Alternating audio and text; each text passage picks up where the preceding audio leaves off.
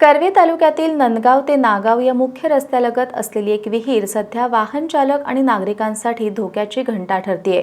ओढ्याजवळील या विहिरीभोवती कोणतीही संरक्षक भिंत नसल्यानं अपघाताची भीती व्यक्त होत असून संबंधितांनी तातडीनं उपाययोजना कराव्यात अशी मागणी ग्रामस्थांनी केली आहे। करवीर तालुक्यातील नंदगाव ते नागाव हा परिसरातील महत्त्वाचा दळणवळणाचा मार्ग आहे। या मार्गावरून दररोज शेकडो दुचाकी, चारचाकी तसंच अवजड वाहनं प्रवास करत असतात।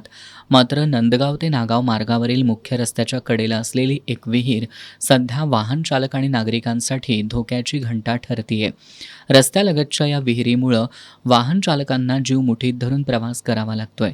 विहिरीभोवती कोणतीही संरक्षक भिंत किंवा कठडा नसल्यानं रात्रीच्या वेळी अपघात होण्याची शक्यता अधिक आहे। याबाबत संबंधित विभागाकडे अनेक वेळा मागणी करूनही अद्याप कोणतीही ठोस कार्यवाही झालेली नाही। एखादी गंभीर दुर्घटना घडण्यापूर्वी प्रशासनानं याची दखल घ्यावी। या ठिकाणी मजबूत संरक्षक भिंत, लोखंडी रेलिंग तसंच इशारा फलक उभारावा अशी मागणी होतीये। हा जो रस्ता पाहता आहात आपण, हा रस्ता नागाव नंदगाव जोडणारा रस्ता आहे आणि रस्त्यालगत एक 10 फूट अंतरावर आमची विहीर आहे।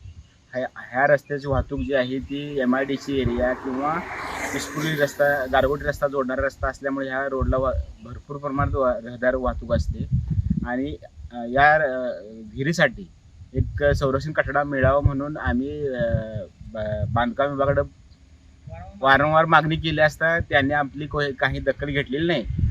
पण नशिबाखातर चांगली गोष्ट झाली की आजपर्यंत काही अपघात वगैरे काही घडलेला नाही। पण भविष्यात असा एखादा कुठलाही मोठा अपघात घडण्याच्या आधी आमच्या विहिरीसाठी किंवा ह्या विहिरीला संरक्षण भिंत किंवा धक्का बांधून मिळावा। मागील काही दिवसात राज्यासह जिल्ह्यात कित्येक ठिकाणी मुख्य रस्त्यालगतच्या विहिरीमध्ये चारचाकी वाहनं जाऊन अपघात झालेत।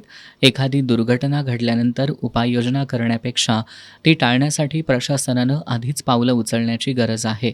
एस न्यूजसाठी दिंडनेरलीहून सागर शिंदे।